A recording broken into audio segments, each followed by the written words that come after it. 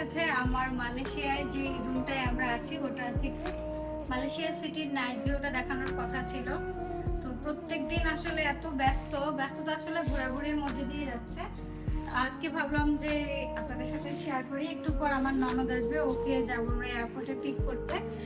তো চলুন দেখি আমার রুম থেকে নাইট ভিউটা। খুবই সুন্দর, যে আমার ড্রিম একটা ভিউ ছিল এটা। একটু ক্যামেরাটা ক্লোজ নিয়ে। আর এখন দেখতে পাচ্ছেন আমার রুম থেকে পুরো মালয়েশিয়া সিটির সবচেয়ে সুন্দর ভিউ। আমি ভয় পেয়ে গেছি, আমরা আছি এখন 28 তলায়। এটা শুধু একটা গ্লাস দেওয়া আছে, কোনো পিলার বা কোনো কিছুই নেই, রড কিছুই নেই।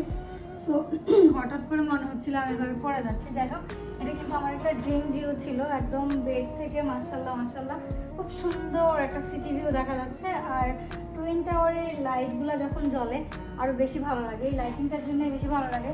আর এখানে প্যাভিলিয়ন যে মার্কেটটা দেখছেন, এখন ঠিক রাতের 11টার দিকে আমি ভিডিওটা নিচ্ছি।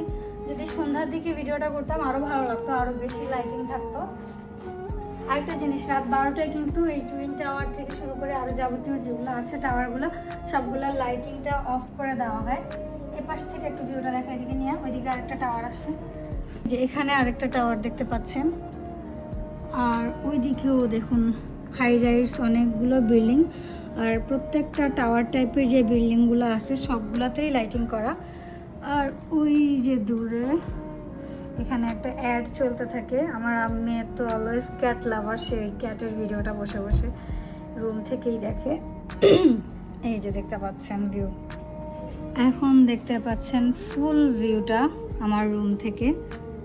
0.5-এ আমি ভিউটা দেখানোর চেষ্টা করছি। আর টুইন টাওয়ারটাকে একটু জুম করছি, এখন 1x-এ আছে, টুইন টাওয়ারটা এখন 2x-এ, নাও 4x। দেখতে পাচ্ছেন 4x কতটা ক্লোজ। অ্যান্ড 8x-এ দিয়ে দেখি কি হয়। এই যে দেখতে পাচ্ছেন পুরো টুইন টাওয়ারটা আমার ফোন থেকে 8x-এর ভিডিও। আমি জাস্ট আস্তে করে হাতটা নামালাম, মানে উপরের অর্ধেকটা হচ্ছে দেখা যায় আমার রুম থেকে। আজকের মতো ভিডিওটা এখানে শেষ করছি। আল্লাহ হাফেজ।